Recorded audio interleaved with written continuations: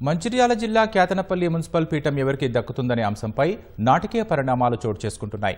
Quorum లేక సోమవారం chairman ఎన్నిక వాయిదా పడగా కాంగ్రెస్ బీఆర్ఎస్ శ్రేణుల మధ్య ఘర్షణతో మంగళవారం వాయిదా పడింది. చైర్మన్ ఎన్నిక సందర్భంగా అధికార కాంగ్రెస్, ప్రతిపక్ష బీఆర్ఎస్ నేతల విమర్శలు, ప్రతి విమర్శలతో పట్టణంలో ఉద్రిక్త వాతావరణం నెలకొంది.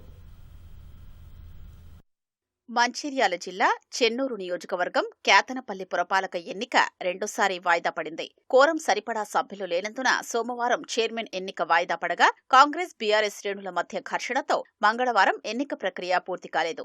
ఎన్నిక సమయంలో కాంగ్రెస్ బీఆర్ఎస్ సభ్యులు పరస్పరం కుర్చీలు విసురుకోవడం, మహిళా అభ్యర్థుల్ని తోసేయడంతో సమావేశంలో గందరగోళం నెలకొంది. మరో అరగంటలో పాలకవర్గం ఎన్నిక జరిగిపోతుందనుకునే క్రమంలో బీఆర్ఎస్ సభ్యులు తమపై దౌర్జన్యం చేశారని ఆరోపిస్తూ మంత్రి వివేక్, ఎంపీ వంశీకృష్ణ సహా కాంగ్రెస్ సభ్యులంతా బయటకు వెళ్లిపోయారు. అనంతరం ఉన్నతాధికారుల సూచనల మేరకు ఎన్నిక వాయిదా వేస్తున్నట్లు అధికారులు ప్రకటించారు. ఈ రోజు చైర్మన్, వైస్ చైర్మన్ ఎలక్షన్ కోసము అందరికీ నోటీస్ పంపించాము. 100% హాజరయ్యారు. ప్రశాంత వాతావరణంలో ప్రమాణ స్వీకారం జరిగింది. అలాగే ప్రమాణ స్వీకారం అంతము మన చైర్మన్, వైస్ చైర్మన్ ఎలక్షన్కు స్టార్ట్ అయ్యే లోపలనే ఇరు వర్గాలు కొట్లాడుకోవడము ప్లస్ కుర్చీలు ఎత్తివేయడం వల్ల ఆ సమయంలో మీ ఎన్నిక నిర్వహించలేకపోయినాము. కనుక దీన్ని వాయిదా వేసాము.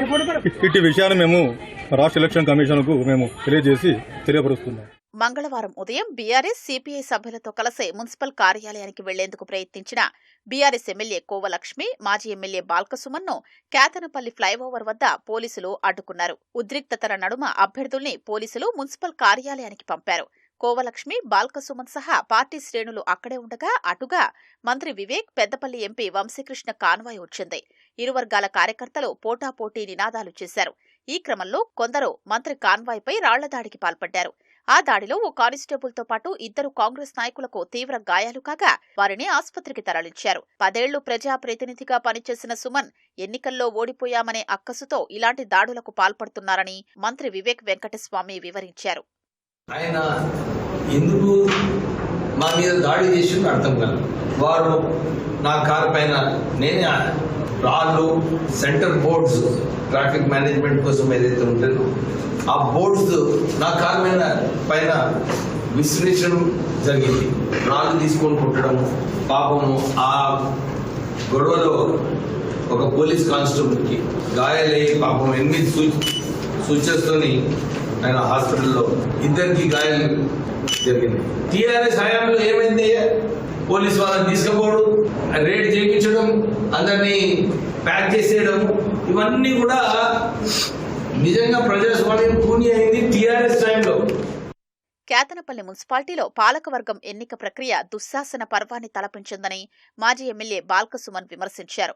చైర్మన్ ఎన్నికల్లో కాంగ్రెస్ పార్టీకి చెందిన కౌన్సిలర్లు మద్యం సేవించి బీఆర్ఎస్, సిపిఐ కౌన్సిలర్లతో అసభ్యంగా ప్రవర్తించారని ఆరోపించారు. తమకు స్పష్టమైన మెజారిటీ ఉన్నా మంత్రి వివేక్ వెంకటస్వామి ఎన్నిక జరగకుండా అడ్డుకుంటున్నారని మండిపడ్డారు. పూర్తి స్థాయి కోరం ఉన్నప్పటికీ కూడా 14 మంది సభ్యులు ఉన్నప్పటికీ కూడా ఎన్నిక జరగనీయకుండా వాయిదా వేయించి ఇవాళ ప్రజాస్వామ్యాన్ని పట్టపగలే మంత్రి వివేక్ కేతనపల్లిలో హత్య చేసింది. ఒక మున్సిపల్ కౌన్సిల్ స్థానం కోసం ఇంత దిగజారుడా? మంత్రి, ఎంపీ కూర్చొని కాంగ్రెస్ కౌన్సిలర్లకు తాగిపించి లోపలికి తీసుకొచ్చి ఆడకూతుల మీద ఇష్టం వచ్చినట్టు చేతులేసుడు, వాళ్ళని గుంజుకపోడు, స్వర్ణలత గారిని గుంజుకపోయారట, ఎత్తుకొని పోతురట. అరే ఇదేం పద్ధతి? కేతనపల్లిలో మంత్రి వివేక్ వెంకటస్వామి, ఎంపీ వంశీకృష్ణలపై దాడిని మాల మానాడు జాతీయ అధ్యక్షులు చెన్నయ్య ఖండించారు. దాడిని నిరసిస్తూ హైదరాబాద్ ట్యాంక్ బండ్ వద్దనున్న అంబేద్కర్ విగ్రహం ముందు ఆందోళన చేపట్టారు.